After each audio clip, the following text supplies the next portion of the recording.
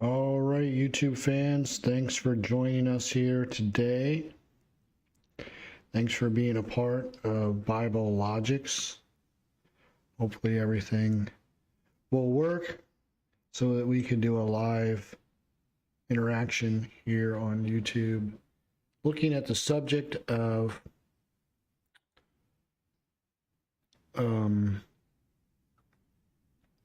what troubles can Christians be expected to face?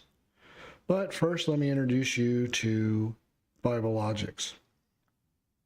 We're going to be joined by Steve Lynch in just a little while, but figured I'd get us started by telling you a little bit about Bible Logics. Because Bible Logics is a way in which you can look at the Bible in a logical way and putting verses together that help us understand the correct interpretation of the Bible. The Bible is a complicated book, and we need to look at the whole Bible to come to the right conclusion. So we don't throw out our brains when looking at the Bible. And so, as you can tell, we're on Hope in Jesus Ministries is who we work for. And Hope in Jesus Ministries, you can find us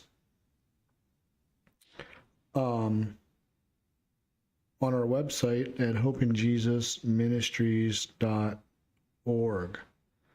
So if you go to hopeinjesusministries.org, you can find us there. And so make sure you go check us out, see what we do, find out all the ministries we're doing here personally in Rhode Island, and maybe there's a way that you can help support the evangelism we do, the discipleship we do. We have a food truck in which gives food out to people and witnesses to them at the same time. So see where you fit in helping us at hopeinjesusministries.org. And so I know Steve will be joining us here momentarily, but I just want to get started with those things. And I just wanted to make sure that our internet connection was working reasonably well. And we shall see if that is true as time goes on. As you know, these things can be a little challenging. But we're here to meet that challenge. So here comes Steve. Steve is coming down the hallway, getting ready to turn in any moment. He will be here in his blue jacket, ready to go, in his looking spiffy. Well, I got my uniform on. That's right. That's right. You need to come dressed for the thing. You want to grab the door, yeah. And so I was just telling everybody a little bit about the ministries and stuff, and figured I wanted to make sure we had to try a new connection. The old connection wasn't working, so I figured I'd kill the anticipation and find out if it's working. And so It's working? Yeah, we'll see. You didn't break the camera? Oh, No, Bob's not here, so Bob is not here, so I'm assuming things will go well with that. So anyway, I was just telling people a little bit about Hope in Jesus Ministries. Anything you can think of that's good that Hope in Jesus Ministries does, or? Well, I mean, where do we start? So, not only do we teach and teach life skills and the lessons and love of Jesus Christ in the prison, but now you're out on the streets and bringing people to Christ through the food truck. That's on Thursdays in different parts of the state and Tuesdays. Yeah, we're going to be in Woonsocket this Thursday. Okay. Also for children with parents who are may have an imprisoned parent.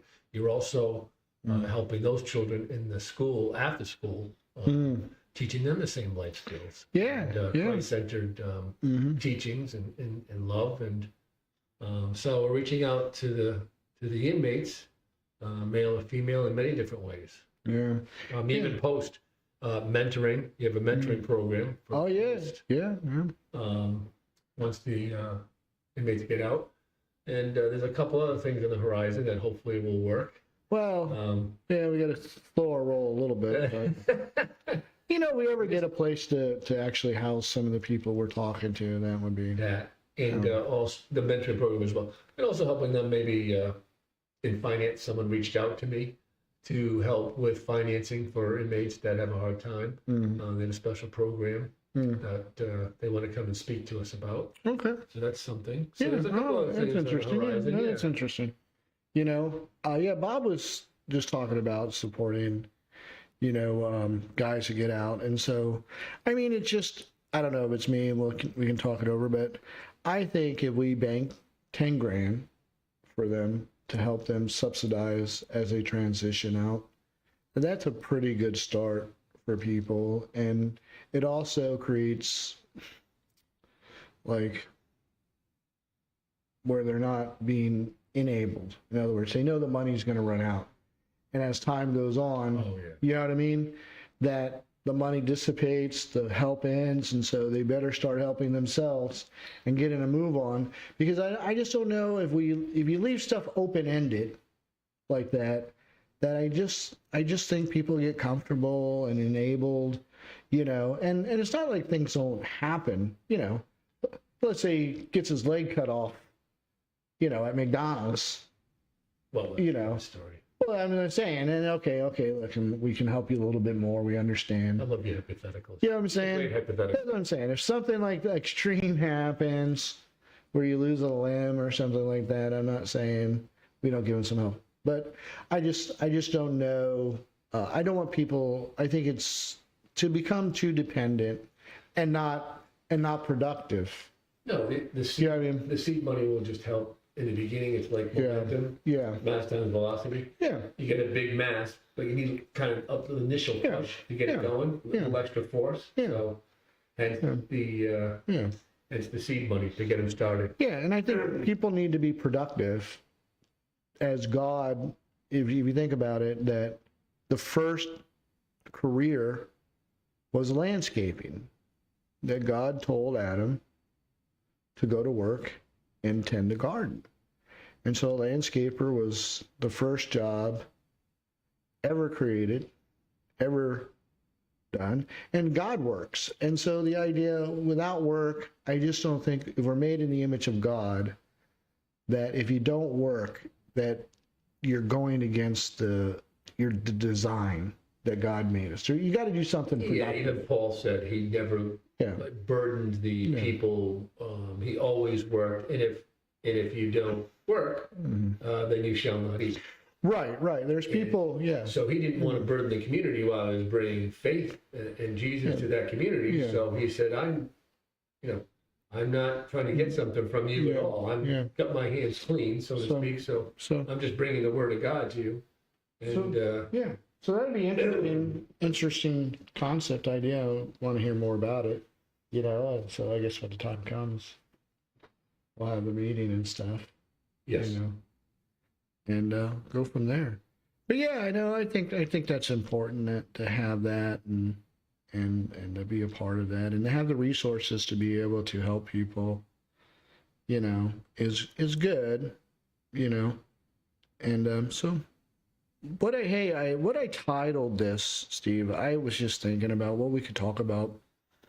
And what I titled is, what troubles can Christians be expected to face? Because I think sometimes people sell Christianity like it's going to make your life perfect or better just by being a Christian or just by becoming a Christian. That God is going to use the force to create a better family dynamic, Yeah, it doesn't say that in the Bible. I don't think so. I think it says father against son, daughter against mother. There are some positions where Yeah. if the family is not, like you said, equally yoked, that can cause friction. Also, some Christians, and you've mentioned before that if you put your ministry above a lot of things, even above your family, then that can cause strife as well. Troubles. Where you put yourself out there. We've talked about this earlier. You put yourself out there so much so that you're not even there for your children sometimes, and that becomes a problem. So it can go both ways. Yeah. Obviously. Yeah. Yeah, definitely your greatest strengths can be your greatest weaknesses too. Yes. And you have to be careful of that, that it's a balance. I think, I hate to say this because people take it the wrong way, but I think God likes mediocre. In other words, he doesn't like the extremes. He doesn't want you to be extreme this or extreme that and negligent in other areas of your life. In other words, listen, you got to put 20% here, 20% here, 20% here. That's just the way it is. You just can't go 100% ministry and forget everything else.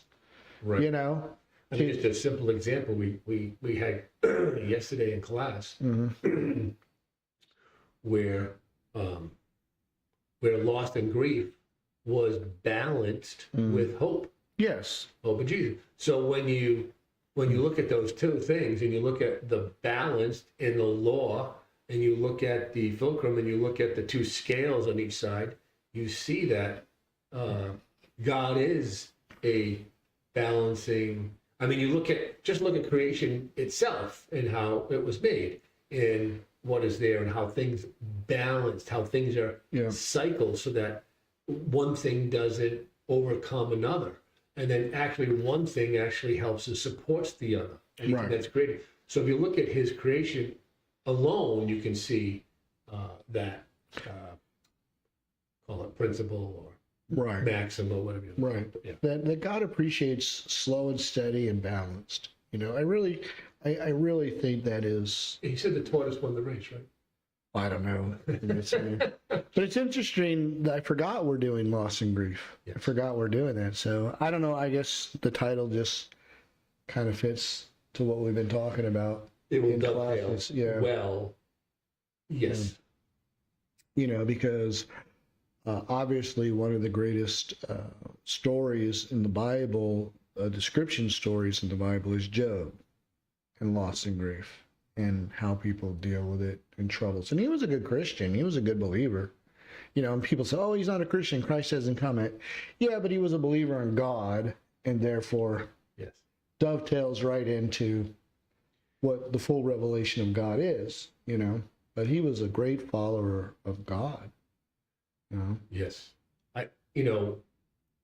One of the things, going back to the original premise on Christians and having a difficult life at times, I think it starts somewhat in the beginning in Revelation of what Christ has done for you, and then dying to oneself is kind of a loss to a certain degree. Sure. You know what I mean? Sure. Now, it might not be a full grief because of what you're going through.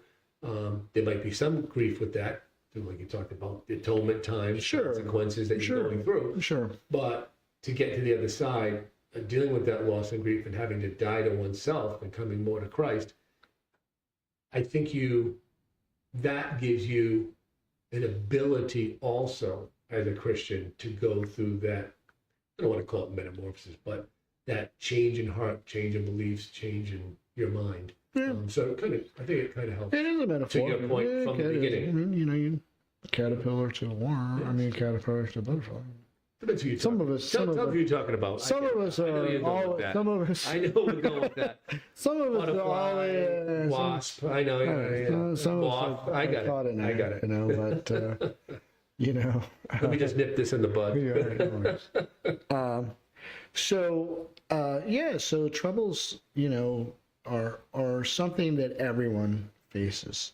I guess it's, how do we face them as a Christian, and how do we move forward, in these things? Well, I think that knowing who Christ is, knowing what Christ went through, and knowing him, and obviously then loving him and obviously then wanting to serve him, I think that alone prepares you for those times of loss and grief and the times of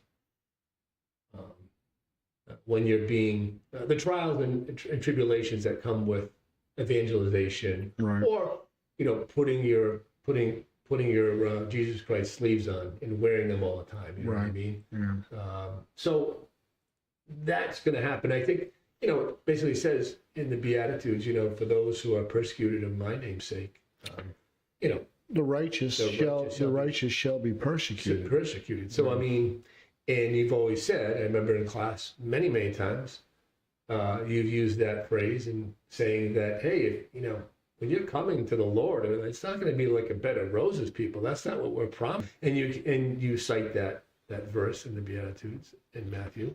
I think that having an understanding of who Christ is and what he went through, and then having an understanding of what he's asking you to take maybe a little splinter of that cross for him, maybe that one little tiny little drop of blood for him, maybe that he's already given to us, and so much more that maybe that little bit of suffering actually will actually be tenderness love from the Lord. Sure. So I think understanding, getting a gift of understanding, having a deeper appreciation for the atonement of Christ enables you to have those sufferings and almost love.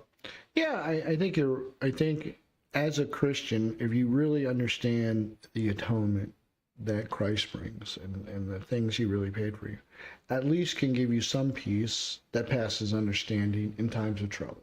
Yeah.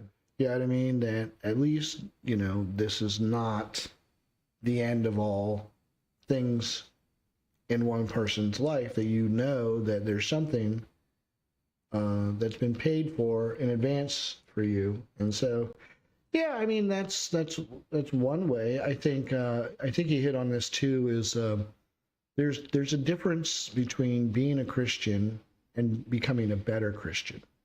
Right? Bob was pointing out that good is sometimes very subjective term, where better kind of says improvement to a person. In other words, have I reached good? I don't know. But can I get better? Well, that's something I think everybody can contemplate as a Christian, how I can become a better Christian, a better follower of Christ, instead of trying to reach, the pinnacle of what good might be, because that's very subjective. Because I've always said, there's a difference between being a good Christian and a bad Christian, and there is, right? That you can be a bad Christian, but the idea is how do we get through troubles as a better Christian? In other words, some of the troubles we bring upon ourselves because we're not trying to be better Christians. In other words, to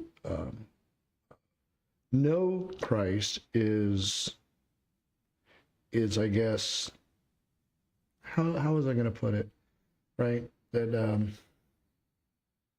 I can't think of it. I had it in my head and I was going to say it, but there's a difference of knowing Christ and knowing Christ, if you get my point. Yeah, it's almost like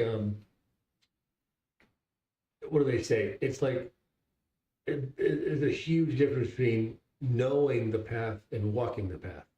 Well, yeah, Right. that's So yeah. that expression in itself has a deep meaning. It has a deep meaning into Christianity and other things. Knowing something, and then almost if you know something and you're always on the sidelines, kind of like, let's say, the media or whatever. Oh, sure. You can always be a great critic, and you can always be on your 50,000-foot view and play, and you get to play Monday morning quarterback all the time. Whereas in Christianity, as you're in the the ground floor, ground level, I think it's a little more difficult sometimes to see the 50,000-foot view at times when you're there trying to evangelize or serving or whatever, and then you're not realizing sometimes what good you're doing or how you do it.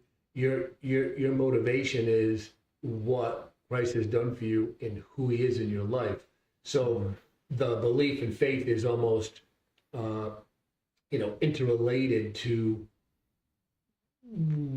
what you've done or what you do. For some people, they realize it more and more than others. Some people don't. So that subjectivity is all based on sometimes, do you owe, $50 or do you owe $50,000? What have you been forgiven for debt? Well, there's all different sure. types of Appreciation. yeah, there's all different types of appreciation. And some people have that seed that just grows so fast.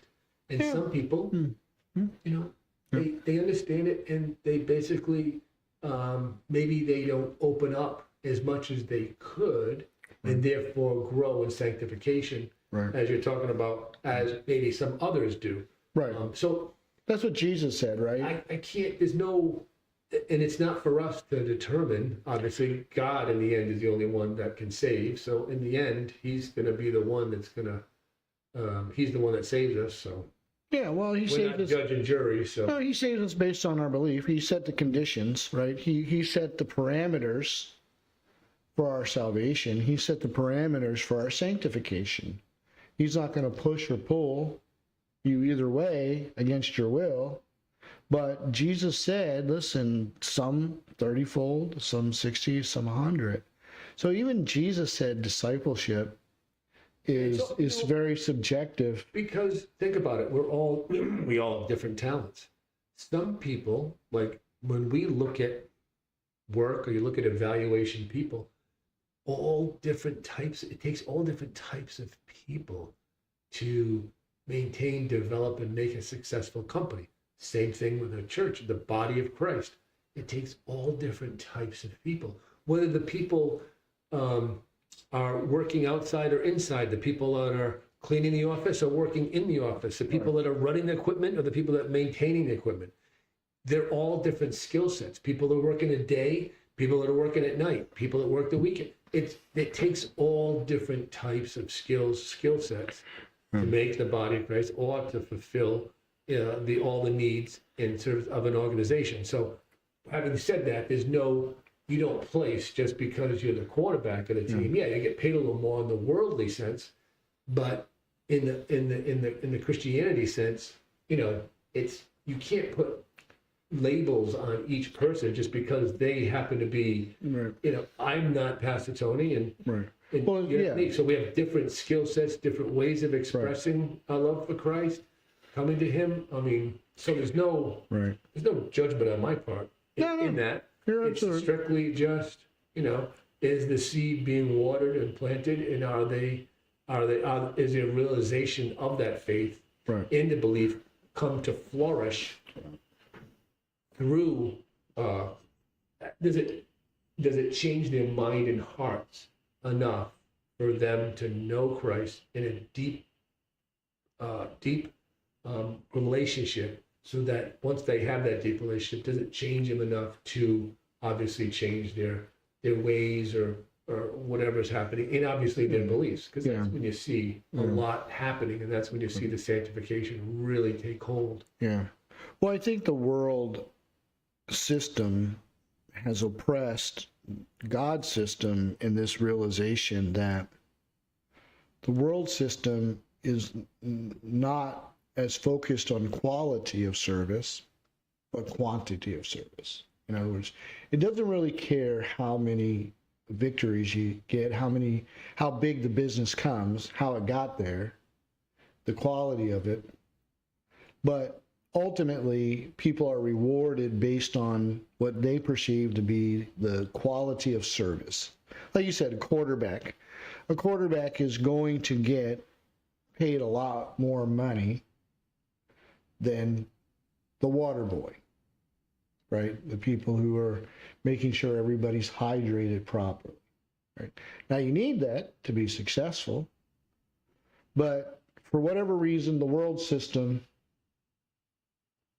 rewards the narrowness of the quality of the quarterback, the rarity of the quarterback in the world system. For whatever reason, we have to do it that way for a lot of reasons. I think it's because of the fall of man. However, in God's understanding, it's never about quality.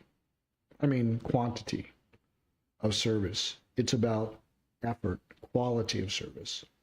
In other words, you can be 100% serving God as a water boy in that sense, and that you're gonna be esteemed by God by the quality of work you do, not the quantity or what team you happen to be water boy for, right? But I do understand this. I think, doesn't everybody get a Super Bowl ring of some sort Oh, when they win the Super Bowl? yeah. Yeah, everybody does. Everybody. Everybody And does. that might even depend on the owner, but I'm not sure. All right, it might be dependent on the, but that's what I'm saying. But I'm And sure that's what everybody- God is saying, that God says, listen, it's not that, it's based on the quantity of service. So I guess to go back to troubles, I could say this though, that in serving God, if you're going to put yourself out there in effort, let's say you can dedicate 20% of your time to God, but give him that best of that 20%.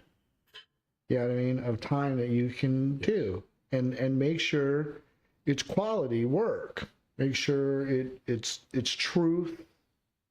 It's up to God's standards, you know, even if it offends people, even if it doesn't attract people, you know. And I think people just don't understand that Jesus faced that. You know, they didn't crucify Jesus for his good works. They crucified him because he told them the truth.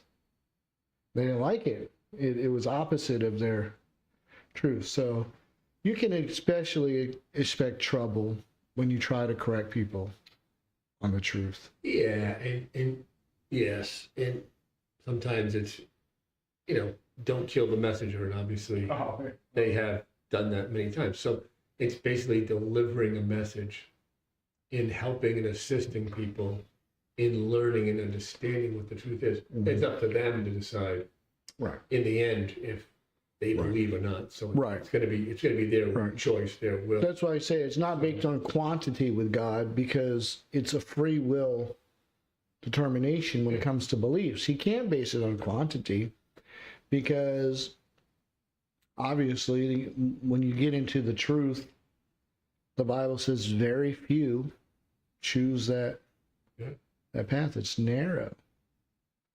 So Strive to enter the narrow gate of Matthew. yeah, so I mean, I just see throughout the whole Bible just trouble. Now, sometimes you bring troubles upon yourself as a Christian. That is very true.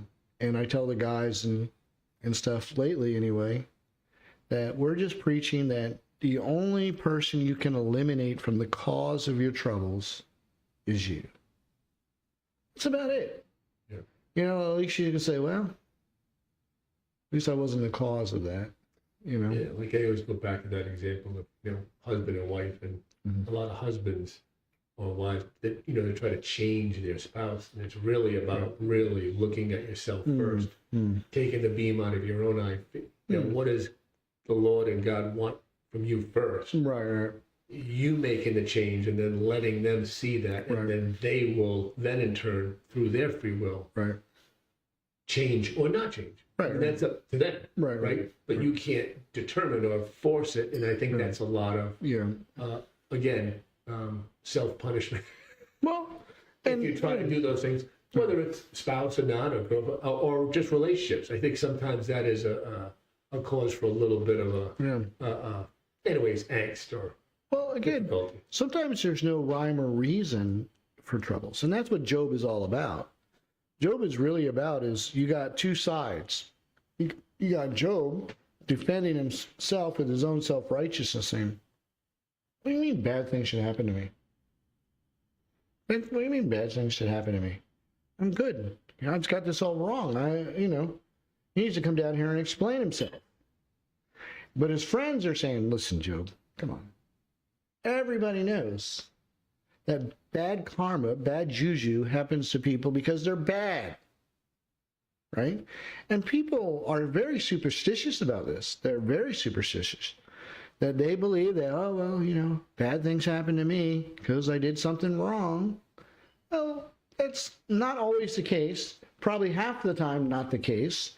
But they go back and forth in Job, contemplating this idea of why bad things happen to people.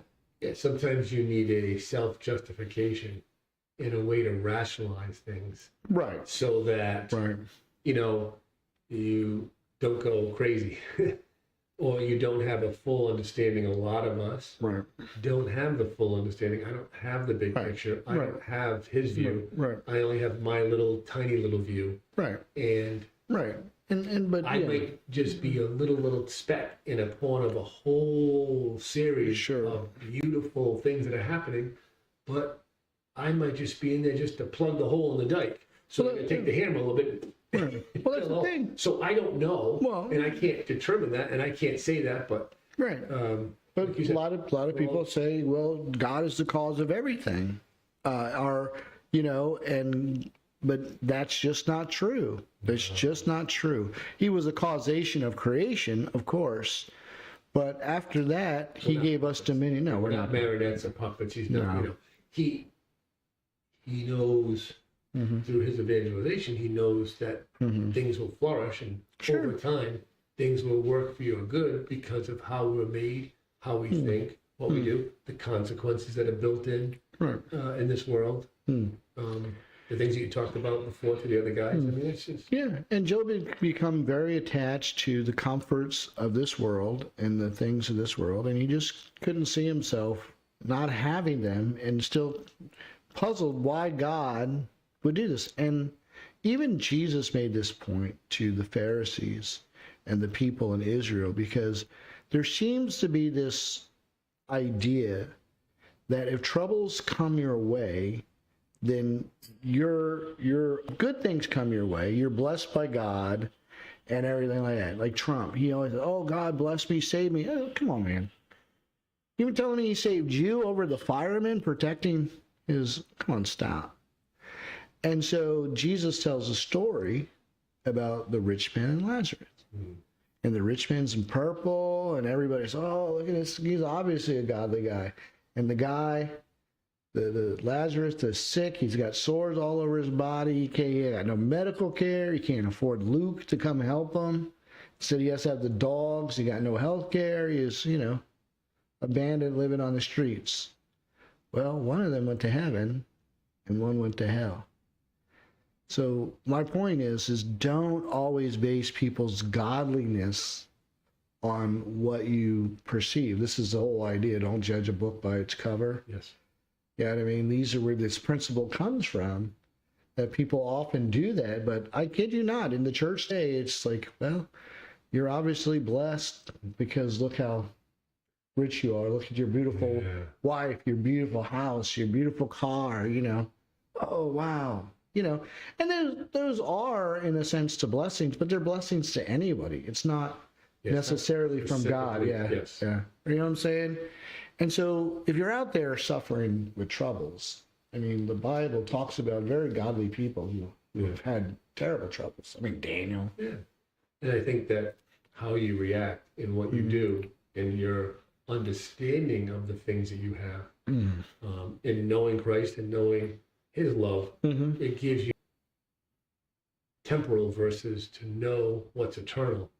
It's not even a math equation. It's not even a comparison. Well, yeah. I mean, I wasn't going to come up with a football comparison. no. I Just get leaving it. that alone. Sorry, Right now. we can go there. No.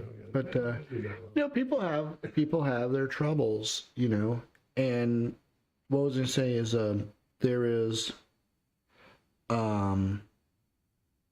another story Jesus tells about a very wealthy farmer who stored up his grain. And he said, "Man, Knock I'm them so down, rich." build new ones.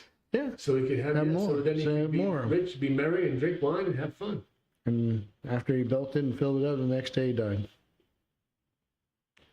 So it's not, I'm not saying those things are not okay. They are okay. It's just when you prioritize them in your life and void of God or very little God in your life, you can expect a life lesson to probably follow that can be helpful, in developing a rethinking of your life. And this is why troubles exist. It's not that God is causing troubles, but God is saying, listen, trouble's coming. It's not far. It's around the corner. And if you're not prepared, then that's on you. You know what I mean? You've built your house on sand. And it's going to crumble down. And so be careful on how you build the foundation of your life and what it's built on. It's built on success, friendships, popularity, power. These things come and go, man. Come and go. You'll have them one day, and then before you know it, you're in a hospital bed by yourself. You know, Solomon, right? Solomon writes Ecclesiastes and say, man, life is very wasteful without God. And when you read Ecclesiastes, it's just, the idea is life without God is meaningless. It's meaningless because all these things are here today and gone tomorrow. And so you got to have God as a focus in your life, or your life can become meaningless. It has someone to listen to who is given great wisdom. Right, which he And then actually not only given great wisdom, but then with that wisdom, he lived through it all. So he was given the wisdom, but then he lived through all the trappings, if you will, of life in that day, the best life in that day. And basically at the end, is, vanity is vanity. I mean, at the end, it was like, it's really, if that's the case, then in such a short time, it's vanity, meaning it's all about you. There's nothing to be gained from it. well, right. That's the idea that There's nothing. There's no, in the ultimate, there might be a few happenstance, some happy moments, but there's no real joy. right. There's no real hope There's because no hope, no joy. like I said, it just becomes meaningless, tasteless. You know, Now, you're going to eat them all at the lunchtime. I wouldn't like chocolate chip cookies too much after that, Right. to be honest with you. well, yeah. So even Solomon was saying too much of a temporal, quote unquote,